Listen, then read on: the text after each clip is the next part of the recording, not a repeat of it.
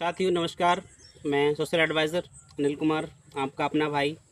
आज मैं बरेली के एक क्षेत्र दुरनिया के साइड आया हूँ। यहाँ एक काश्तकार हैं, ये बेचारे बड़े परेशान हैं। एक वैरायटी लाए थे पंतनगर से, पंत सुगंधा 27, शायद इनकी वैरायटी का यही नाम था जितना मेरी जानकारी में है। और इसको लगाने के बाद इनको बताया गया था कि ये 45 से 50-55 कुंटल के हेक्टेयर के हिसाब से इसकी प्रजाति की ऊर्जा मतलब जो रहती है, पैदावार रहती है वो है। और इसमें बीमारी भी कम लगती है। इनको अच्छी तरह से बताया गया, समझाया गया और ये वहाँ से उस वैरायटी को लेकर आए, अपने खेत में इन्होंने लगाया। आप देख ही रहे हैं इतना सारा ये खेत है पूरा, इन्होंने 12 बीघा है, इन्होंने लगा दिया लाकर। और आज इन्होंने इसमें शायद बता रहे हैं काफ़ी बीमारी लगी। इसकी 5 स्प्रो किए हैं, 5 स्प्रो की खाद वगैरह लगाई। उसके बाद भी इस वैरायटी में देखिए आप, मैं कहूँगा कैमरामैन से यहाँ दिखाएं कि देखिए यहाँ पर ये इस तरह से बाली ख़राब हुई है, काफ़ी ज़्यादा बीमारी लगी है इसमें, झुलस भी गए हैं, कहीं कहीं तो पंखी वगैरह काफ़ी ज़्यादा लगी हुई है। और जिस तरह से हमें बताया गया उस तरह से कोई इसकी पैदावार हमें नहीं दिखी। सबसे मेन प्रॉब्लम काश्तकार उससे भी करने में सहमत है, चलो कोई बात नहीं, खेती है थोड़ी बिगड़ जाती है, लेकिन मैं भाइयों से कहना चाहूँगा कि किसी भी वैरायटी का आप धान लगाएं, उसकी पहले देख लें कि किसी काश्तकार ने उसको हार्वेस्ट किया है नहीं किया है, वो किया है उसका कैसा रिजल्ट आया है, उसके बाद ही उसको लगाएं। एकदम नई प्रजाति जो संस्थाओं के द्वारा उगाने के लिए दी जाती है उसको ऐसे ना उगाएं।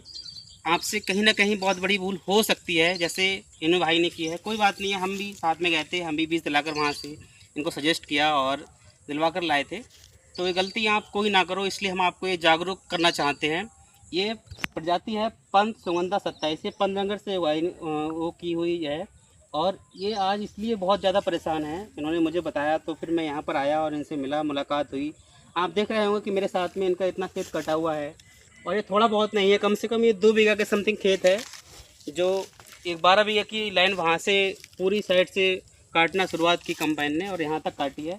और इस 2 बीघे के खेत में इनके 60 किलो के समथिंग भी धान नहीं निकले हैं, क्योंकि ये प्रजाति कंबाइन से भी नहीं निकल रही है, धान इसके जो है वो नहीं निकल पा रहे हैं। और सही से जो काटने के लिए इन्होंने लोगों से कहा तो लोग यहाँ से काट कर घर ले गए, तो उसके बाद भी ये झड़ने में बहुत ज़्यादा हार्ड है।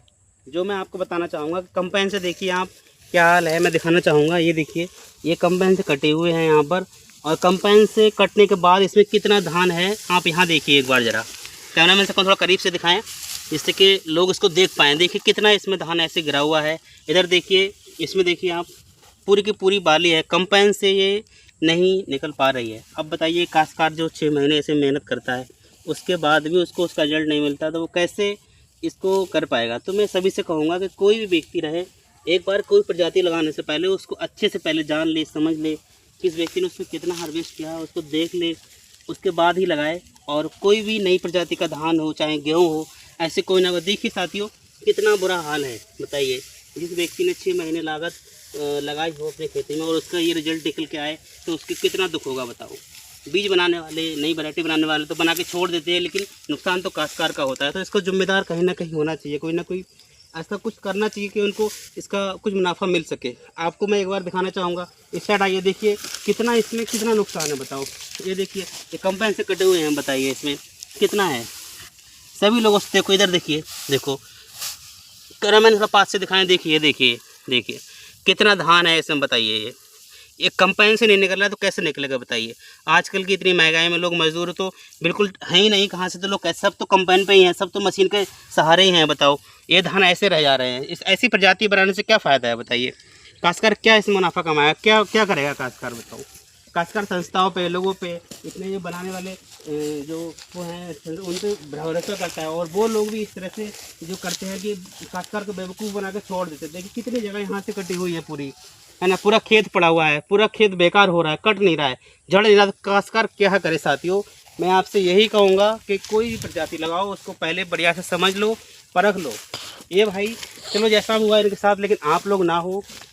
एक बार मैं आपको इसकी क्वालिटी भी दिखाना चाहूँगा। इसमें ऐसी कोई बाली नहीं है, किसी तरह की कोई भी बाली नहीं है। आप देखिए जिसमें दाना ख़राब ना हो। देखिए यहाँ से देखिए आप, मैं आपको बहुत करीब से दिखाना चाहूँगा। इसमें सबसे बड़ी कमी तो ये है कि जो इसके ऊपर जो त्योंकर जो है ना, त्योंकर कहते हैं बहुत से लोग इसे, ये बहुत बहुत बड़ा है।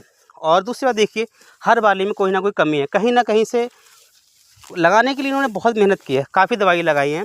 तो देखिए कहीं भी आप देख लीजिए, कोई सारी बालियाँ इसमें कहीं ना कमी खराबी तुम्हें को मिलेंगी। ऐसा नहीं है कि एक फ्रेश धान होता है, ऐसे बताया था उस तरह से कि बीमारी नहीं होगी, ये पैदावार अच्छी होगी, ऐसा कुछ नहीं है। हालांकि त्योंकर जो है सबसे मेन प्रॉब्लम ये है, क्योंकि ये खेत को जो कंबाइन से निकलना चाहिए उसमें फंस जा रहा है, कूड़े में साथ में ही सारा धान चले जा रहा है ना।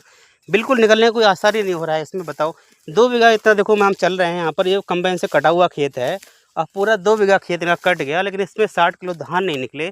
तो फिर कैसे ये फसल खासकर लोग लगा पाएंगे, कैसे इस पैदा कर पाएंगे? बताइए, आप ही बताइए साथियों, क्या होना चाहिए इसमें? आपके पास कोई समाधान है, कुछ है तो प्लीज़ कमेंट्स करें और अपनी भी राय बताएं कि इसमें ऐसे धानों को किस तरह से निकाला जाए और लोगों को लगाना चाहिए कि नहीं लगाना चाहिए, आप ही बताइए।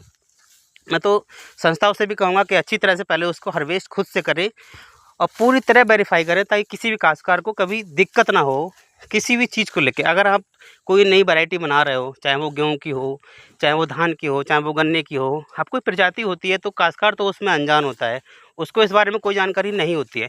वो तो यही सोचता है कि नई नई वैरायटी आ रही है, अच्छी क्वालिटी होगी, सब कुछ अच्छा होगा तो वो अच्छा समझ के और वो लेकर आता है, वहाँ से वो लगाता है कि अच्छी पैदावार के लिए, लेकिन उसमें भी उसको मुँह की खानी पड़ती है, नुकसान उठाना पड़ता है। तो क्या क्या फिर महत्व रह गया बताइए आज की नई प्रजाति का?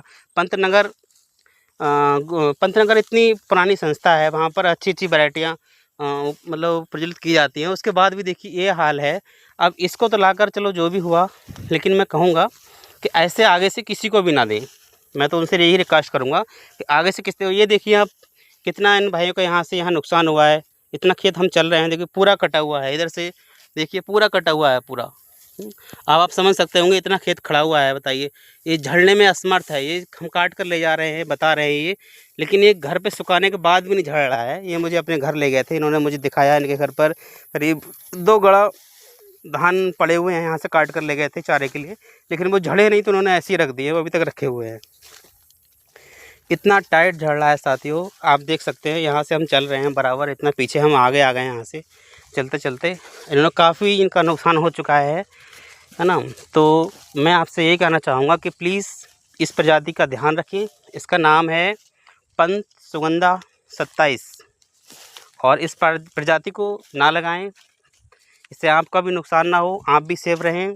साथियों, मैं किसी के विरोध में नहीं, किसी के गलत उसमें नहीं, मैं जो सही है, जिससे मेरा नुकसान हुआ है, जो साथी हैं उन्होंने मुझे बताया उनका नुकसान हुआ है, वो सब आपका ना हो, इसके हित के लिए और संस्थाओं के लिए सिर्फ इतना है कि अगर कोई फसल आप कोई प्रजाति उगा रहे हैं, दे रहे हैं तो काश्तकारों को, तो उसके बारे में पहले खुद से बढ़िया से करें ताकि उनको दिक्कत ना हो। उसके बाद ही उसके आगे के लिए जो उसका बीज है वो सप्लाई करें, ताकि आगे से कोई भी किसान को किस तरह का नुकसान ना हो। आप देखिए हम चल रहे हैं, कितना ये धान नीचे पड़े हुए हैं, पूरा रोड ऐसे ही बन गया है, वो धान ही धान बिछे हुए हैं यहाँ पे, कितना खेत कटा हुआ है साथियों।